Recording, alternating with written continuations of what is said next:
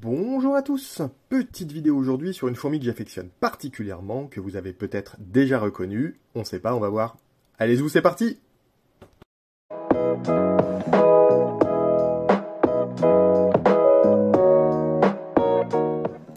Vous les avez peut-être reconnus en intro, il s'agit donc de l'espèce Pseudomyrmex gracilis.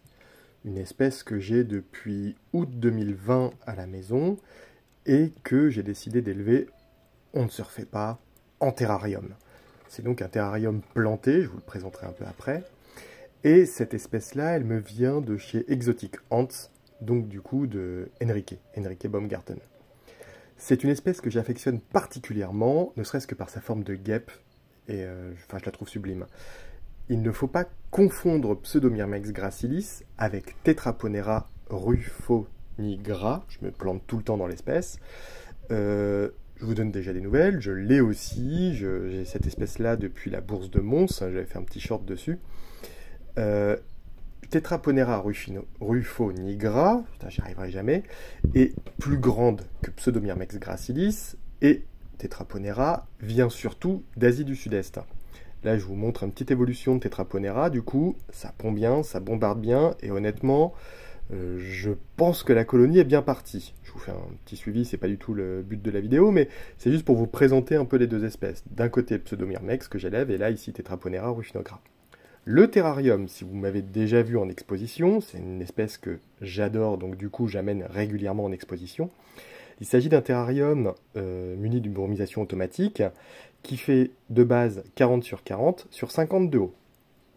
J'ai pas un terrarium monstrueux, à côté c'est celui des Gigantiops destructors, mais bon on s'en fiche un peu là.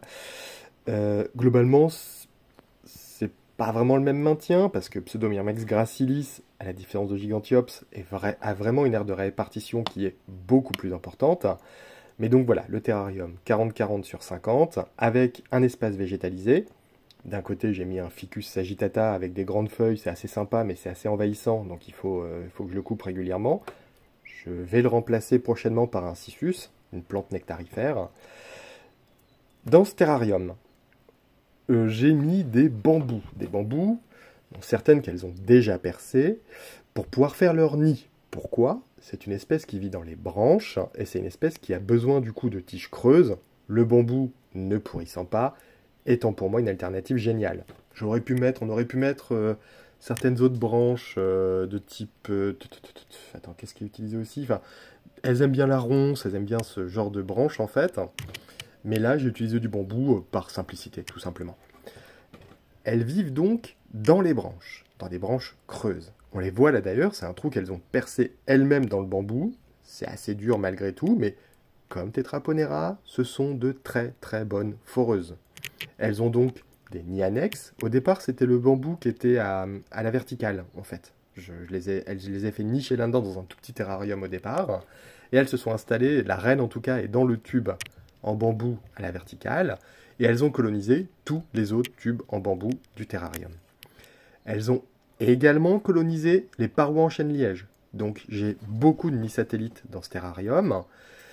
Et globalement, elles les avaient même aussi colonisées. Vous voyez le tube en plexiglas, en fait en acrylique que j'avais mis en hauteur. Elles ne le colonisent pas tout le temps. En fait, ça change selon les besoins de la colonie en termes de température et en termes d'humidité.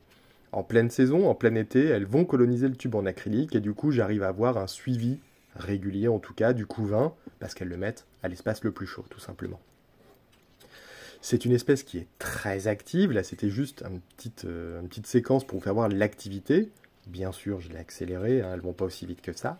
Mais c'est une espèce qui est très active, tout le temps, toute l'année.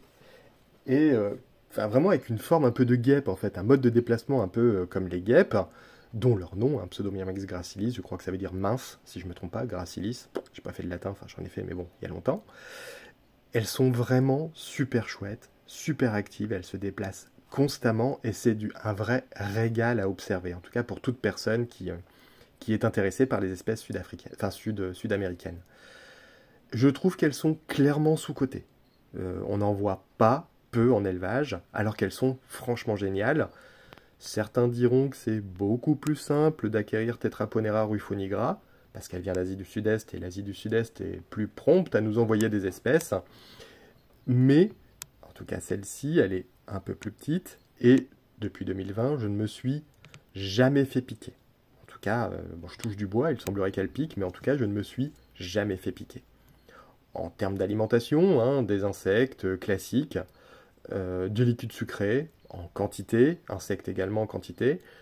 Quand je pars quelques jours, je gave le terrarium de drosophiles et elles vont chasser elles-mêmes, quoi. On voit, en tout cas depuis 2020, elles m'ont fait pas mal de princesses. Je n'ai pas de mâle dans le terrarium, donc du coup il n'y a pas eu, en tout cas je n'ai pas observé de fécondation intranidale, et donc les princesses qui n'ont pas été fécondées deviennent des ouvrigines, telles que ce qu'on voit là, en train de manger, on voit bien les cicatrices à l'air. Elles sont du coup un peu plus grandes que les ouvrières classiques, elles font autour de 11 mm, je dirais à vue de nez, et elles ont exactement les mêmes, le même comportement, on va dire, qu'une ouvrière classique. Une princesse d'ailleurs, je voulais vous en présenter, j'en ai régulièrement dans le terrarium. Elles sont extrêmement intéressantes, en tout cas je trouve. Le fait qu'elles nichent dans les bois et tout, dans le bois mort, franchement, c'est un vrai régal à regarder. Je ne me lasse absolument pas de cette espèce. C'est pour ça d'ailleurs que je les prends en exposition régulièrement, parce que beaucoup de gens montrent Tetraponera rufinegra et oublient un peu Pseudomyrmex, alors que c'est un vrai régal. Et en tout cas, voilà, je voulais vous faire partager cette espèce-là. N'hésitez pas, hein, il y a d'autres espèces de Pseudomyrmex aussi, je crois légèrement plus petites. Gracilis est un peu plus grande quand même. Il y a également Pseudomyrmex Kuenkeli, au départ, que je voulais, mais que je n'ai pas réussi à trouver. Et voilà, j'espère que la vidéo vous a plu. Je vous dis à très vite. Allez, ciao!